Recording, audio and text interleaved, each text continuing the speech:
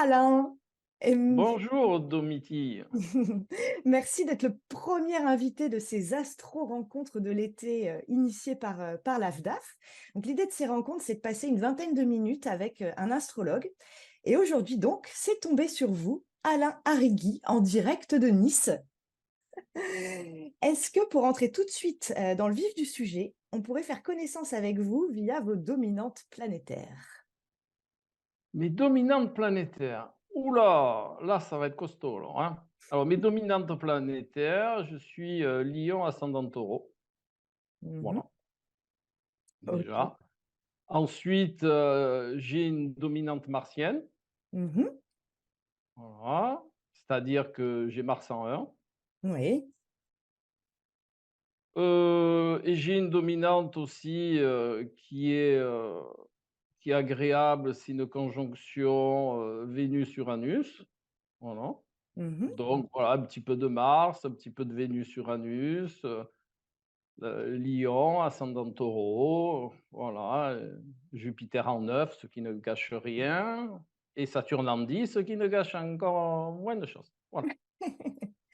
OK, bon, merci de nous avoir, livré ça et enchanté, Alain. Est-ce que vous pouvez nous présenter l'astrologie que vous pratiquez, comme si vous deviez l'expliquer à quelqu'un qui n'y connaît, rien de rien? Alors, je pratique une astrologie qui est un petit peu hors sentier actuel. Voilà. Mmh. Faut savoir que je suis issu de l'occultisme et de l'ésotérisme. Alors, de la voie noble, je dirais, hein, de l'occultisme et de l'ésotérisme. Voilà. Euh, je pratique une astrologie symbolique, mais vraiment, vraiment symbolique, hein. Il y a pas, je pars du symbole.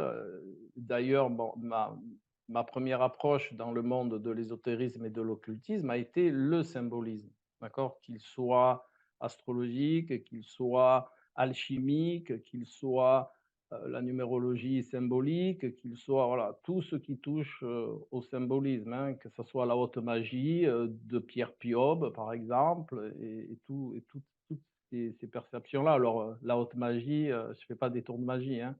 La haute magie, c'est par une certaine pratique percevoir la pureté de ses intentions. Avec la haute magie, on est dans la pureté des choses. Alors, c'est pas que je sois un être pur, je suis loin de là, mais essayer d'accéder à une forme de pureté, une forme de sagesse, et ça, voilà, par toutes ces pratiques symboliques. Voilà. OK, merci Alain. Avec Comment plaisir. comment vous êtes tombé dans l'astrologie particulièrement et comment vous êtes, formé? Auprès de qui? C'était il y a combien de temps? Alors, juste parce que ça fait partie de mes perceptions, je pratique beaucoup la langue des oiseaux. Mmh. Et donc, c'est pas, je le relève pas, mais c'est pas pour vous, mais je tombe pas. Voilà. Dans la perception, dans la langue des oiseaux, tomber n'est pas un terme adapté. Donc, je vais dire comment j'y suis arrivé, comment, voilà. Donc, mes parents pratiquaient, hein, mon père et mon grand-père. Mon père est toujours, hein, il a 89 ans, il est cartomancien. Mon grand-père était cartomancien aussi, et du côté maternel, c'était l'astrologie. Donc voilà, je suis arrivé dedans. Je suis resté quelques années, bien entendu, dans le milieu familial. Et après, j'ai vogué en Belgique, notamment parce que à l'époque, je trouvais que l'astrologie belge, et notamment les travaux de Brahi, tout ça est très intéressant.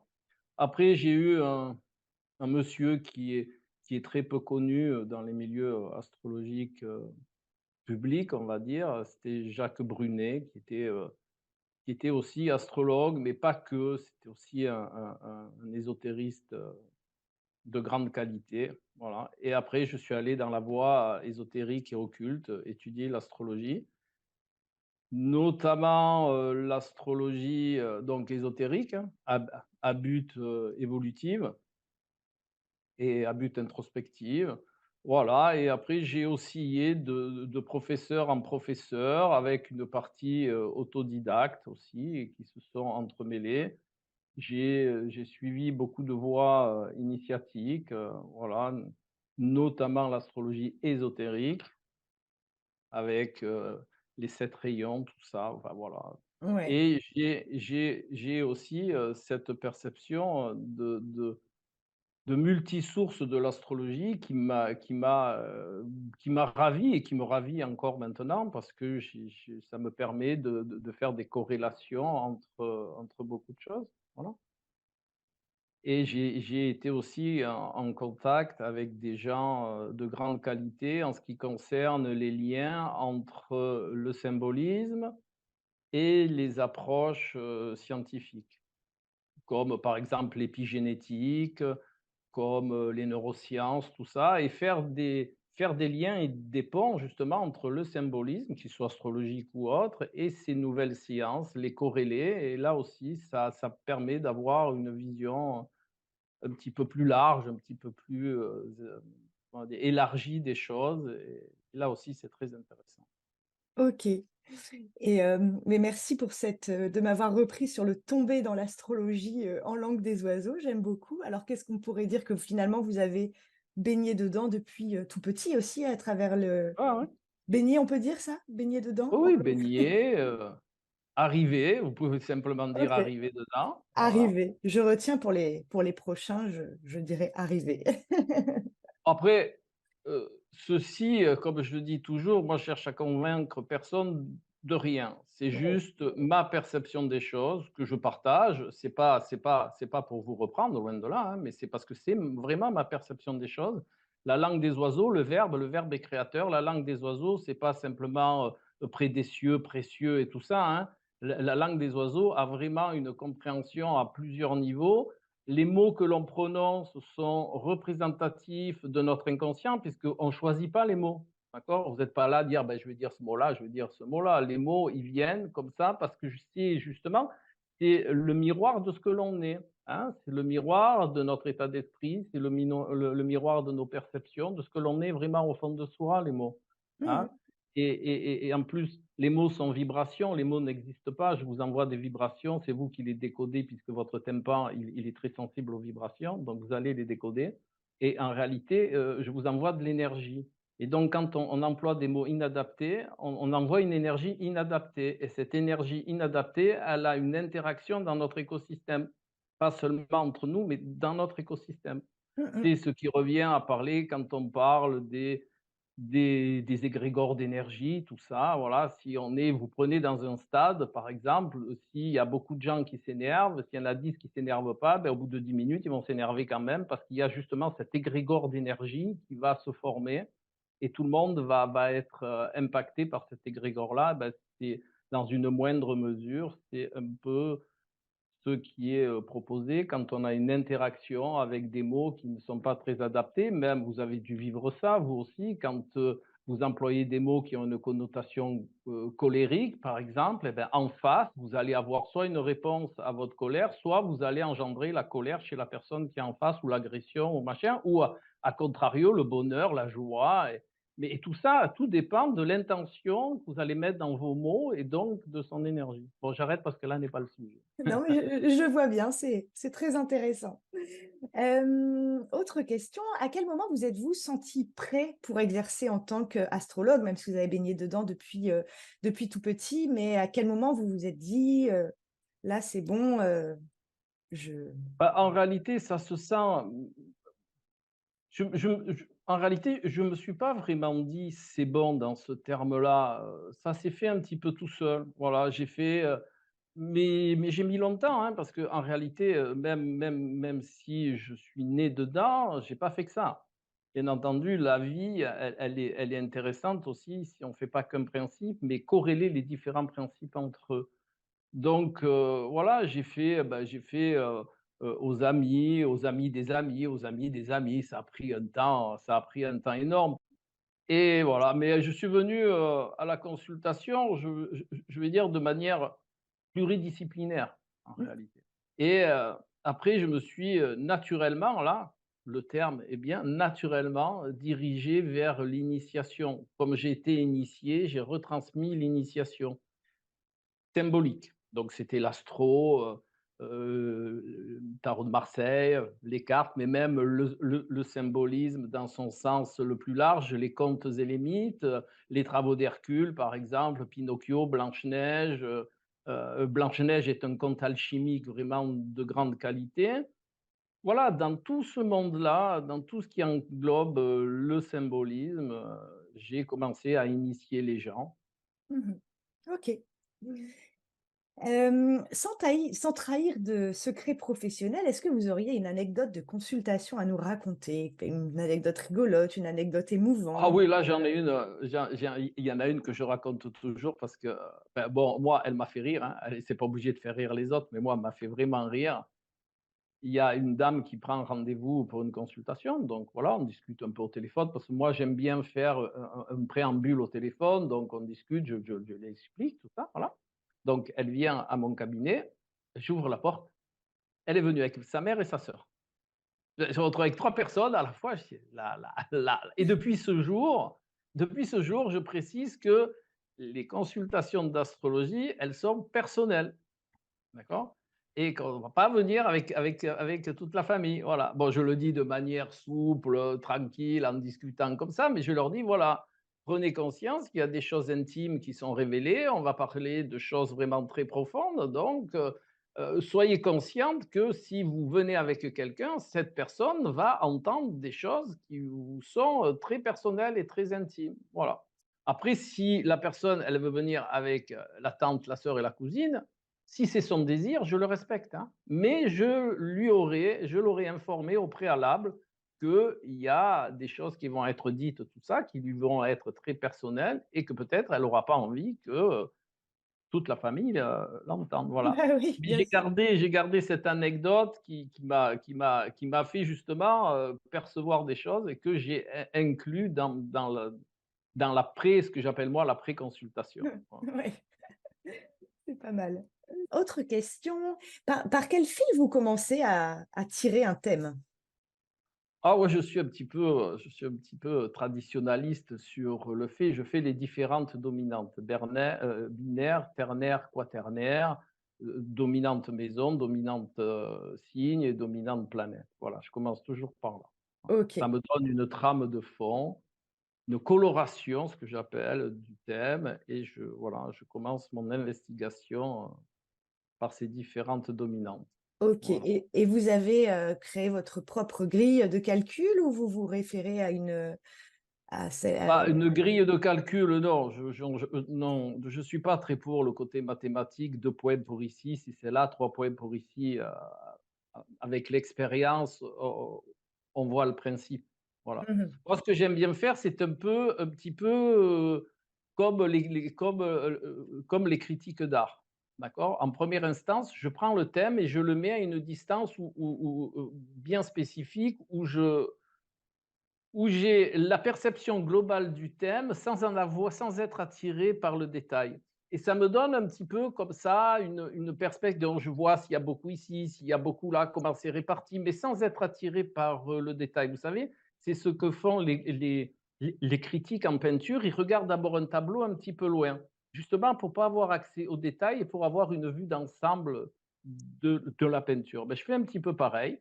Mmh Je mh. regarde le thème un petit peu loin et je me dis: «Tiens, là, il y a ça, là, il y a quelque chose qui ressort». Voilà Mmh mh. et c'est ce principe-là qui est aussi intéressant, bien entendu, à corréler avec les différentes, dominantes. Ouais, Voilà. oui. OK, je Bon, vois. après, il y a le maître d'ascendant, hein, c'est tout ça, bah, tout ce que les astrologues connaissent en réalité, mais Mmh mh. j'aime bien commencer par cette base qui me donne une coloration. Oui, oui, oui. OK. Merci Alain. Question très pratique, vous utilisez quel logiciel vous? Moi, j'utilise Auréas. Bah, Auréas. OK. Réponse simple et efficace. Très bien, je prends.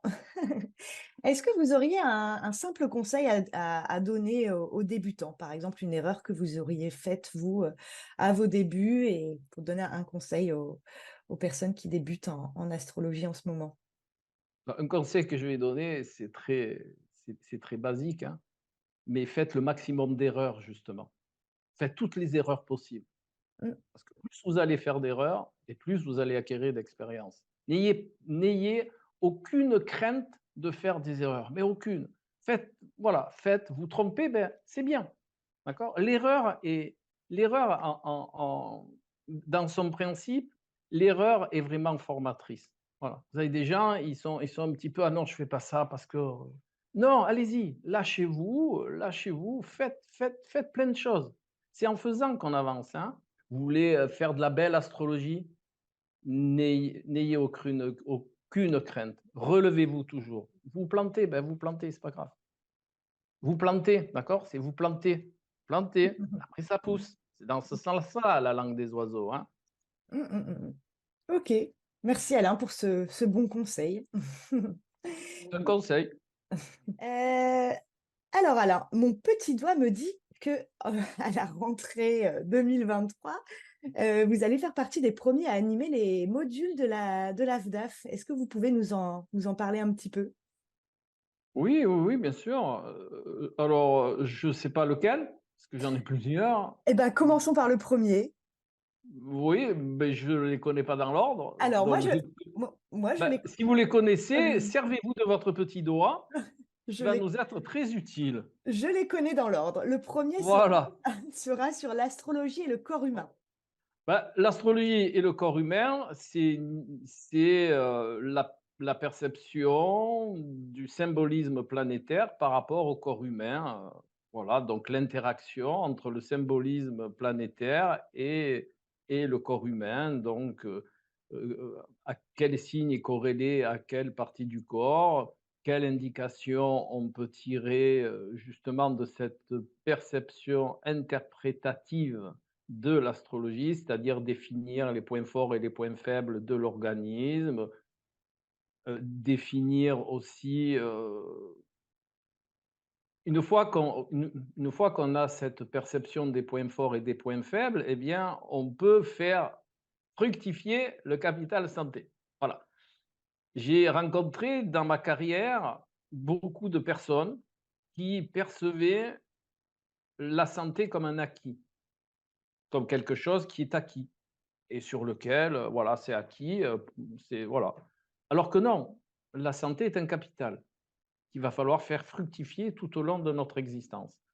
Et le principe d'avoir des connaissances, bien entendu, je dis toujours, que ça soit en conférence ou à mes consultants, gardez en tête que je ne détiens aucune vérité, hein. Il faut partir déjà de ce principe-là. Mais que l'astrologie va permettre d'amener des informations et des connaissances qui vont permettre au consultant de faire fructifier son capital santé. Vous savez, il y a toujours une belle image, c'est que les gens pensent plus à faire fructifier leur capital bancaire que leur capital santé, parce qu'ils ont conscience que à la banque, c'est un capital et que la santé n'est pas vraiment un capital. Hein, vous parlez, ben, ben, tiens, vous êtes comment je vais dire, une belle interlocutrice, je pense que vous validerez que les gens ont plus la faculté de percevoir leur capital à la banque que leur propre capital santé. Voilà. Ils sont plus intéressés par cette perception-là. Eh bien, la santé est aussi à faire fructifier et donc l'astrologie, par cette perception-là, va permettre non seulement de mettre en place les bonnes attitudes par rapport à son thème, hein. Je vais prendre mon cas comme ça met personne ça met personne d'autre en avant. J'ai une dominante martienne, donc je suis et ça s'est avéré, réel, hein. J'ai une facilité, à à avoir des problématiques aiguës, déjà, d'accord? J'ai aussi, une facilité à avoir des cicatrices et je peux le prouver, hein, j'en ai, voilà, j'ai partout, hein, j'en ai là dans les genoux, dans les pieds, voilà. Il y en a quelques-unes qui se trimballent ici aussi. Martien égale cicatrice, hein, voilà que mais pourquoi? Parce que le martien, il prend des risques. Donc, j'ai été un sportif de haut niveau très jeune. Qui dit sportif de haut niveau très jeune, en plus dans le judo, donc ça fait parfois des cicatrices. Voilà, ça. Mais pas que. Après, je suis passé vélo, natation, machin. Et c'est bizarre, mais ça fait des cicatrices aussi. Mais pas chez tout le monde. Chez le martien, plus facilement, on va dire. Voilà. Donc, c'est un petit exemple, mais ça permet surtout d'anticiper. Vous savez que les plus grands les plus grands sages et les plus grands, on va dire ésotéristes, parce que à la base ce sont des ésotéristes, eh bien, ils définissaient toujours que l'anticipation est la meilleure des choses. Quand on peut anticiper, ça évite pas mal de problèmes et c'est une voie aussi, ce que j'appelle moi, une voie de perception qui amène à la sagesse. C'est justement de percevoir cette connotation de l'anticipation par rapport à ce que l'on est. Et on arrive là tout simplement à la connaissance de soi qui va permettre d'anticiper les choses. Voilà. Et donc, quand on les anticipe, on a une grande possibilité de les atténuer ou de les augmenter aussi, hein, bien entendu. Si dans d'autres domaines, quand on peut anticiper, ben, on peut augmenter ses probabilités. Voilà.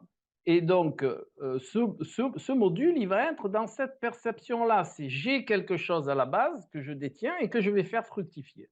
Voilà. Et je vais avec mon binôme, Michel, apporter des connaissances et des informations dans cette perception-là, hein. Percevoir, langue des oiseaux, percevoir, c'est je perce ce que je vois. Donc, je vais voir au-delà de ce qui est en première instance, d'accord? Percevoir.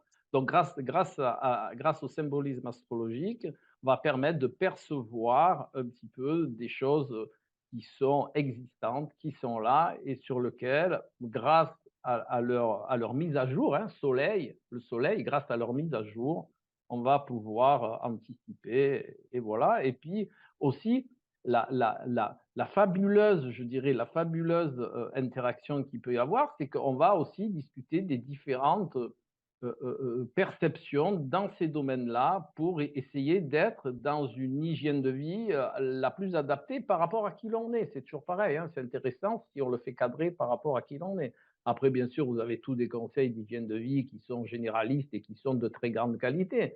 Mais quand on les fait correspondre à qui l'on est, ben, c'est déjà pas mal. Si vous prenez une dominante martienne hyperactive, quelle que soit l'hyperactivité, qu'elle soit mentale, physique, eh bien, il y a des choses à mettre en place qui sont intéressantes à connaître, hein. Bien entendu, toujours pareil. Moi, je ne détiens aucune vérité. Je suis comme tout le monde, mais j'ai œuvré de manière à accumuler une certaine expérience que je retransmets avec grand bonheur. Voilà. Mmh mh. OK, bah, en tout cas, ça donne envie de participer à ce module, hein. Pour les informations pratiques, donc ce sera à partir du mardi 10 octobre, le mardi soir de 18 h à 20 h et c'est un module qui durera 5 fois 2 heures, donc 5 séances de 2 heures tous les mardis soirs du 10 octobre au 5 décembre. Voilà. Après, c'est vrai que c'est un laps de temps court parce qu'on pourrait y passer des années là-dessus. Après, libre à chacun de vouloir approfondir les choses ou pas. Mais là, ça va être vraiment la prise de conscience de tout ce potentiel Oui, qui est détenu dans le thème, dans cette perception-là. passionnant. Ensuite Si vous le dites, alors moi, je vous crois. en tout cas, ça donne envie. Ensuite, mais je pense que vous en avez déjà, pas mal parlé, mais peut-être que vous pourriez nous raconter en quoi consistera le module. C'est le deuxième que vous animerez aussi avec, Michel, Janton, qui s'appelle «Astrologie d'éveil et voie initiatique».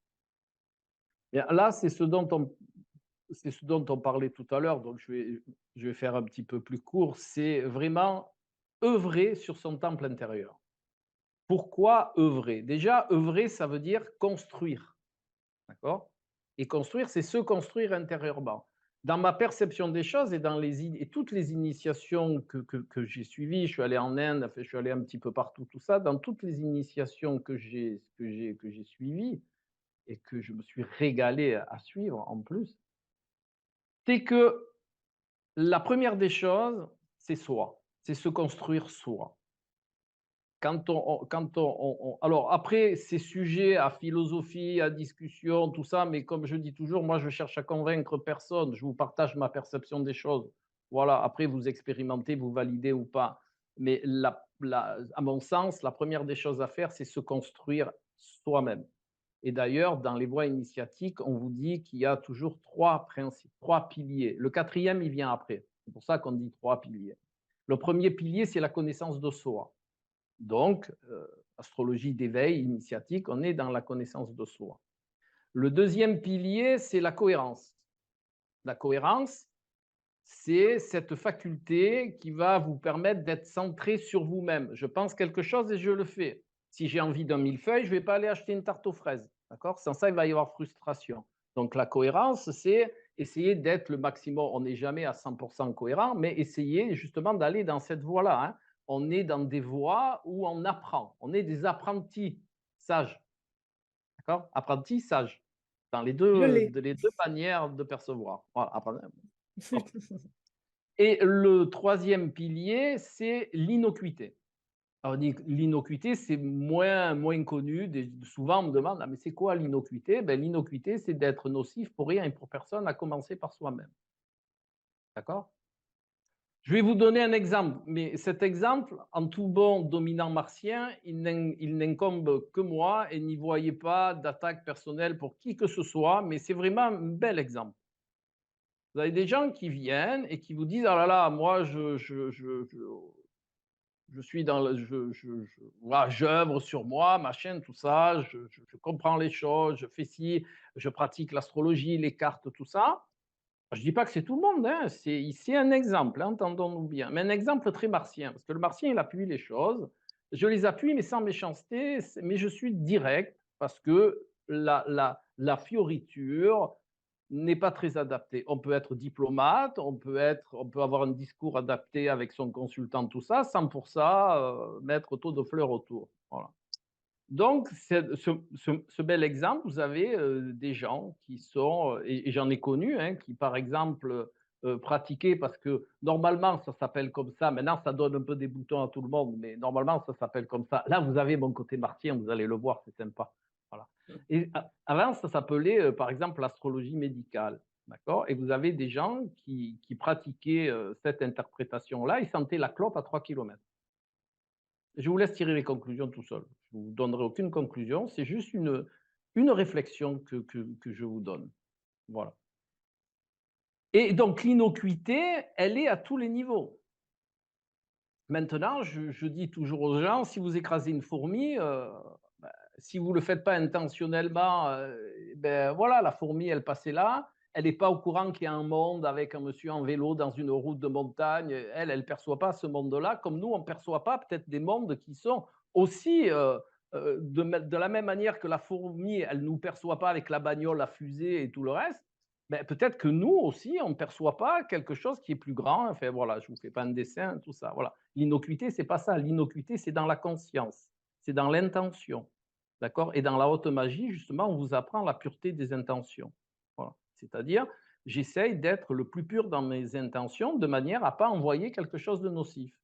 Voilà, ça ne veut pas dire être un symptôme, parce que j'en suis loin, d'accord, mais c'est avoir cette conscience que par mon intention, par mes mots, par mes agissements, par mes compréhensions, je peux être nocif. Il y a eu des exemples très récents. Si des gens de l'AFDAF écouteront, ben, ils comprendront. Et je pense que l'astrologie initiatique et d'éveil a largement sa place à l'heure actuelle. Parce que, comme je dis, il y a beaucoup de techniciens de l'astrologie, mais des gens qui œuvrent sur eux vraiment de la manière adaptée. Vu ce qui se passe et vu ce qu'on entend, il n'y en a pas tant que ça. Voilà. Mmh. La dominante martienne a parlé. OK, merci, chère dominante martienne. Et je et je et je note aussi que vous dites œuvrer sur soi et non pas travailler sur soi, évidemment. Oh là, oh là. Vous savez d'où ça vient le travail? Je l'ai su. Vous l'avez su, je vais vous le redire, et Et comme oui, ça, ceux qui ne le savent pas, ils le sauront. Travail, ça vient de l'étymologie de travail, ça vient de tripalium, qui est un instrument de c'est torture. Donc, ça. quand on va au travail, et moi, j'ai pas envie d'aller à la torture. Donc, je parle toujours, mais en réalité, c'est ça, c'est œuvrer sur soi, c'est quoi? C'est poser des actes en soi qui vont vous faire grandir, hein, qui vont vous faire vraiment construire votre intérieur. C'est pour ça une œuvre, c'est quoi? Ben, une œuvre, c'est une sculpture, c'est une peinture, c'est quelque chose que l'on a fait avec amour, avec passion, avec inspiration, mais aussi avec son néocortex. Donc voilà, c'est un ensemble, l'œuvre. Et ce qui est beau, c'est ça, c'est d'œuvrer sur soi. Enfin, à mon sens, toujours pareil. Mmh mh. Mmh. Mmh mh. OK. Ensuite, revenons au module, si vous voulez bien, Alain. Le troisième, animé par, vous et Michel également, ce sera astrologie, ésotérisme. Bon, on en a déjà, aussi pas mal parlé, mais est-ce que vous avez quelque chose à ajouter, sur ce module-là particulièrement? Alors, c'est je vous remercie déjà parce que c'est une très bonne question. C'est un des sujets de discussion avec Michel. Il ne faut pas confondre l'astrologie d'éveil et initiatique et l'astrologie, l'autre module qui est totalement différent. Dans ce module-là, dans, l'astrologie ésotérique, on va parler de l'interaction qu'il y a entre le symbolisme astrologique que vous retrouvez un petit peu partout, hein, en alchimie, par exemple. Prenons l'alchimie. Alors vous allez me dire, c'est quoi l'alchimie déjà? Donc on va parler bien entendu de la quintessence. Oh, je vais pas vous faire je vais pas vous faire une initiation à l'alchimie, mais on va vous informer vraiment sur cette belle, multiplicité symbolique. En alchimie, on parle de quoi? Il y a 3 œuvres: l'œuvre noire, l'œuvre rouge et l'œuvre blanche. Et il y a toujours cette perception très présente solilunaire en alchimie. D'accord? Donc, il y a déjà un parallèle entre l'alchimie et l'astrologie. Il y a aussi du mercure, mais qui n'est pas mercure, mais c'est du mercure aussi. Enfin, voilà, enfin, on expliquera tout ça. Mais aussi toute cette valeur symbolique euh, issue ou d'un côté ou de l'autre, mais c'est le même fondement symbolique. Par exemple, vous prenez le tarot de Marseille, vous avez une carte qui s'appelle le soleil et vous avez une carte qui s'appelle la lune. D'accord? Voilà. Mais je les avais sous la main, donc je vous les montre. Voilà, soleil, lune. Vous avez, dans tous les oracles, vous avez toujours du soleil et de la lune, mais Moi aussi aussi, vous. je l'ai sous la main. Ah, bah alors, ah bah, celui-là, il est beau. Alors. Il est plus joli, celui-là, d'ailleurs. Parce qu'en plus, il est entouré de roses. Voilà. Et on va faire tous ces liens-là. Par exemple, les planètes, les jours, les plantes, les métaux. D'accord? Vous avez une spécialité qui s'appelle la spagyrie alchimique.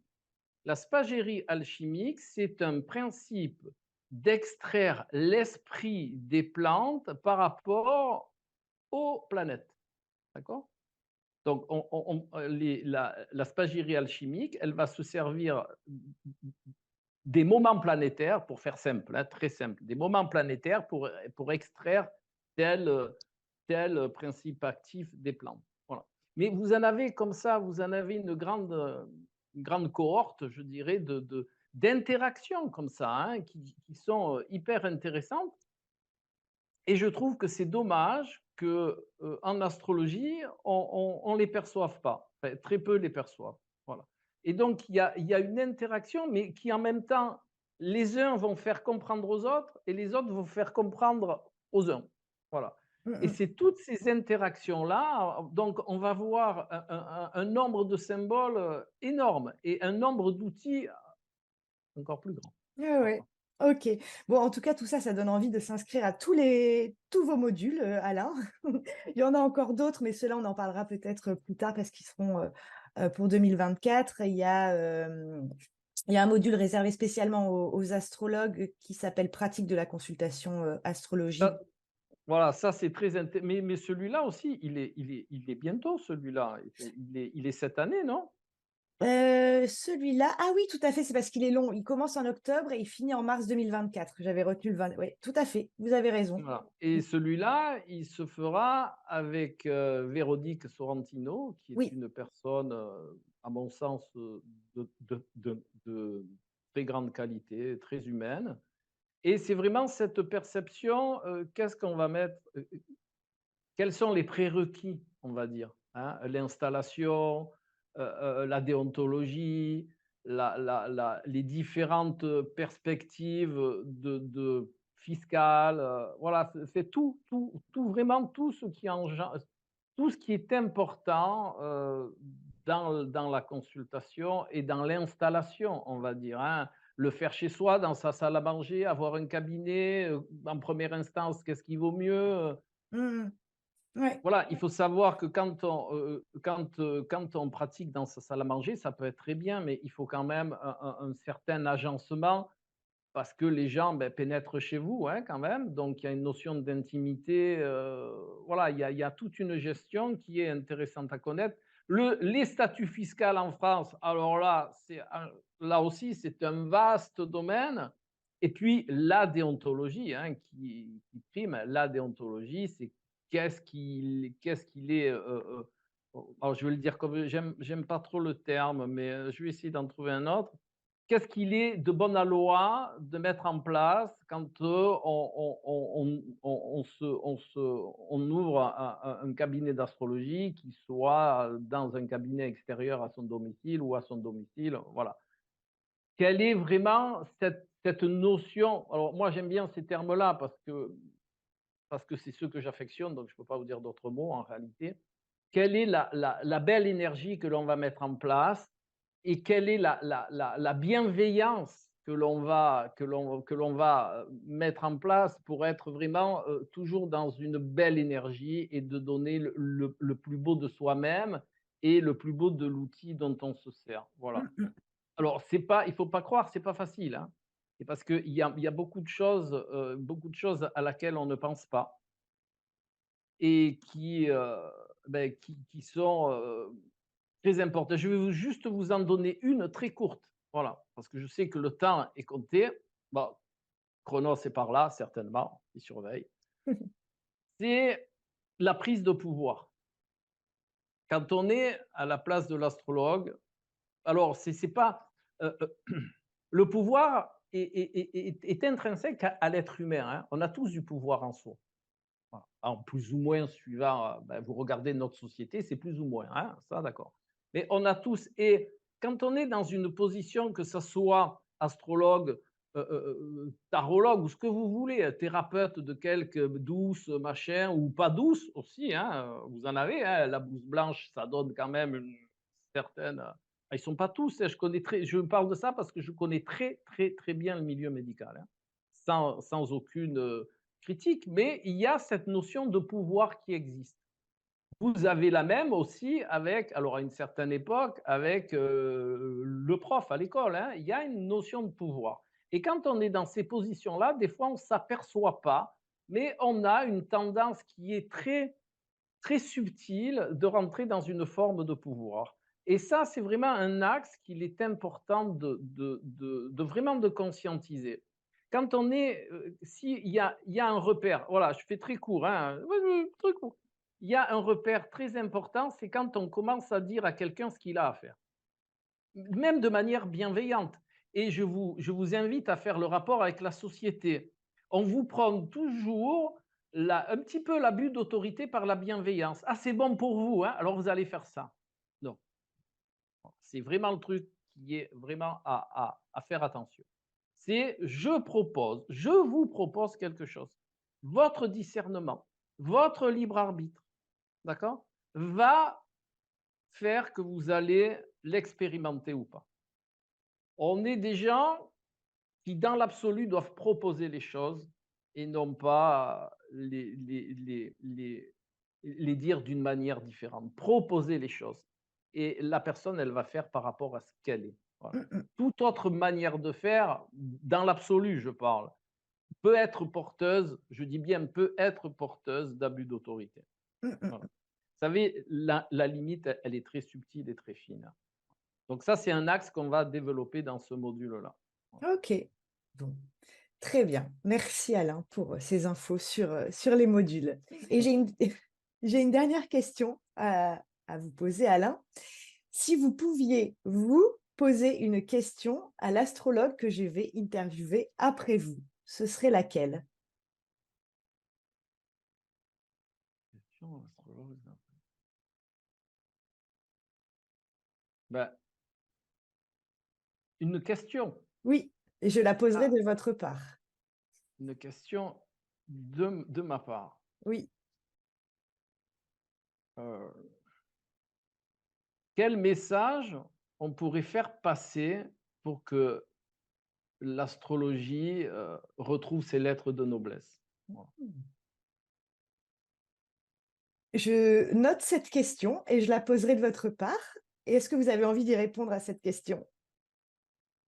Bah, je vous ai répondu dans tout ce que je vous ai dit en réalité. C'est vrai. Mais en une phrase. En une phrase,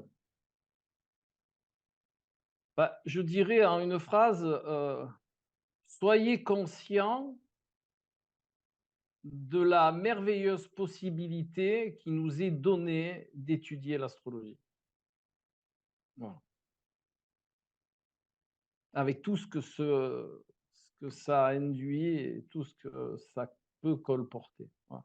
On est des, ce que je voulais dire par là, c'est qu'on est des privilégiés d'avoir accès à cette connaissance. D'accord? Vous savez, tiens, après j'arrête, hein.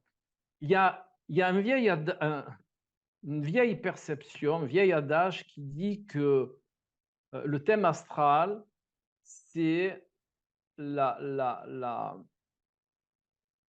la photographie du ciel à l'instant de votre naissance. D'accord? Ça, jusque-là, il y a pas de feu d'artifice. Là où vient le feu d'artifice, et vous comprendrez pourquoi je dis feu d'artifice, qu'est-ce que ça veut dire photographie? Dans la langue des oiseaux, dans la perception, quand on prend son étymologie, quand on la ressent, d'accord, quand on va chercher au fond de soi cette traduction. Photographie, ça vient de photon. Photon, c'est lumière. Et graphie, ben, c'est l'écriture. Vous imaginez toute l'énergie qu'il y a là-dedans? C'est une écriture lumineuse. Quand on parle de photons, forcément, on parle de lumière, on parle de soleil, Mmh. symboliquement parlant. Le soleil, c'est quoi? C'est la lumière. Donc, on revient au photon, à l'écriture lumineuse. Et le soleil, c'est quoi? C'est la connaissance. Donc, le thème, quelque part, on pourrait dire que c'est un concentré de connaissances qui vous est donné pour que vous puissiez justement accéder à la connaissance de soi dont je vous parlais tout à l'heure. Mmh. OK. Voilà. Mais c'est beau. Bon. Bon, ben, un grand merci, Alain, d'avoir, Ben, merci à répondu vous, à mes questions et je pense que avec grand plaisir. je vais revoir mon intro en disant que c'était que 20 minutes, une vingtaine de minutes. Bon, je pense qu'on est allé on a effectivement un petit peu dépassé, mais c'était, passionnant, Ah, j'ai mais je parle, adoré. c'est vrai, mais je parle beaucoup. Et Merci beaucoup, Alain. merci à vous, Domiti. Avec